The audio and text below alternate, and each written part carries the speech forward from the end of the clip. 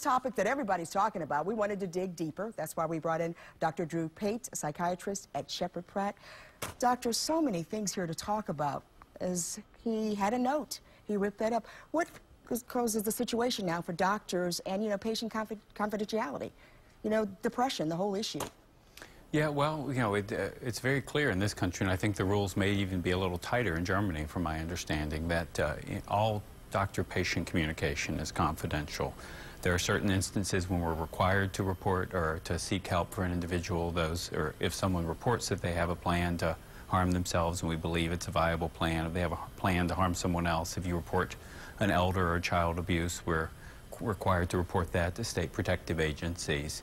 But all other information, whether you're seeing a kid or an adult, remains confidential and is the property. The information is the property of the patient, and so it can't be released unless the patient gives you written consent to do that.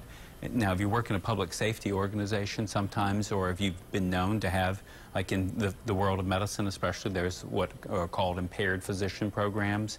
So if you're struggling with a medical or psychiatric or substance abuse problem and you're practicing medicine, you may be put under a monitoring program where you're required to divulge the treatment that you're going to treatment, that you're following the prescribed treatment. But it's not the case in most situations. And so as far as writing the note, you know, saying that he's not fit to work, it's that person's responsibility. I mean, the doctor doesn't hand it in to the employer. No, yeah. And let the assessment at the time is of someone who is saying they are clearly intent on harming someone else and in any means, then no, the doctor can't go around that person's back and report what they've told them. They can only do that in the most extreme circumstances. It's up to the individual to report on themselves. Now, the girlfriend or fiance apparently he had said at one point that everybody will know his name one day. Is that a red flag? I mean, what do family members or friends need to keep an eye out for? Well, I think in general, the things we want loved ones and family members to keep an eye out for, any unusual changes in patterns of behavior, in attitudes, talking about situations that seem unusual to them, that perhaps they will no longer be present for when everyone else is talking about something that's going to happen in the future. Saying, if someone says something like, you know, some people are going to know their names, that can frankly mean a million things. You know, it could be someone who's just very mad at their job place, at someone involved in their lives, and they want to make sure that they're going to say something negative about that person and people will become aware of it.